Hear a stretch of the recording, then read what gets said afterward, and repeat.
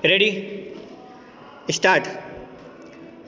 भाइयों, आखिरकार एक लंबे संघर्ष के बाद, जो कि मुख्य रूप से अहिंसात्मक था और जिसका नेतृत्व ऐसे विलक्षण व्यक्ति ने किया जो अहिंसा और सत्य को ईश्वर का पर्याय मानता था, परंतु स्वतंत्रता के किनारे पहुंचने के अंतिम चरण में भारत को खून की नदी में से होकर गुजरना पड़ा और यह नदी भारतीयों ने ही खोदी थी तथा इसमें भारतीयों का ही खून बह रहा था।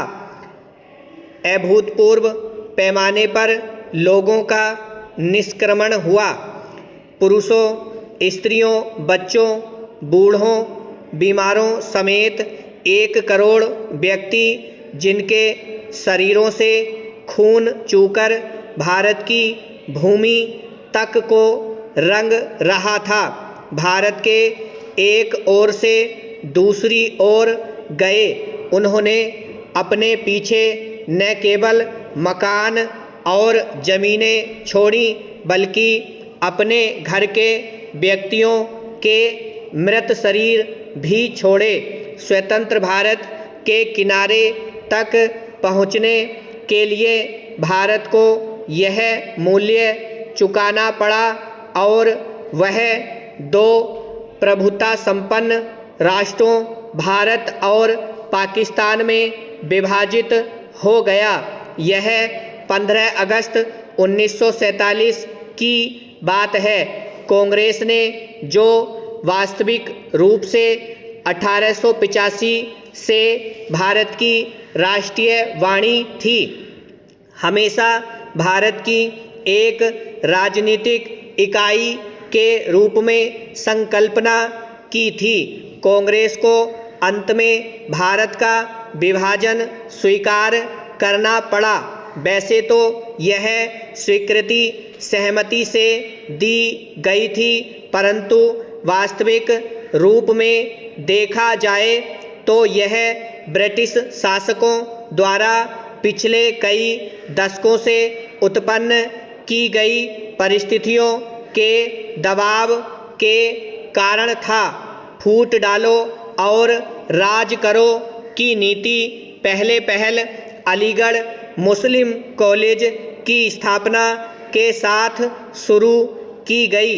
एक दूसरे के बाद आने वाले 3 ब्रिटिश प्रिंसिपलों ने पृथकता का विचार मुस्लिम नेताओं और छात्रों के मन पर बैठाया। सर सैयद अहमद को विभाजन मूलक विचारों को फैलाने के लिए उनसे हर प्रकार की मदद मिली। हम यह नहीं कहेंगे कि इसमें हिंदुओं का कोई दोष नहीं था, जो मुसलमानों से सामाजिक स्तर पर अलगाव बनाए रखते थे और आर्थिक दृष्टि से उनका शोषण करते थे। अलीगढ़ कॉलेज के अधिकारियों को अपने उद्देश्य की पूर्ति के लिए उपजाऊ भूमि मिली। यह सब कुछ पिछली शताब्दी के अंतिम वर्षों में हुआ। उन्होंने सोच समझकर राष्ट्रीय मुसलमानों की उपेक्षा करने की नीति अपनाई। 1947 में कांग्रेस के पास विभाजन स्वीकार करने के सिवा कोई विकल्प नहीं था, विशेषकर गंभीर सांप्रदायिक झगड़ों के कारण, जो कि गृह युद्ध का रूप धारण कर रहे थे।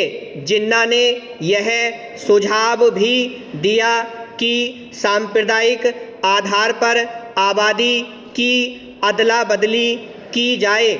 शायद वह बेहतर समाधान होता, क्योंकि इससे ज़्यादा शायद वे क्रूर कृत्य न होते जो बहुत लंबे काल तक पड़ोस में रहने वालों के साथ उनके पड़ोसियों ने किए। ब्रह्म।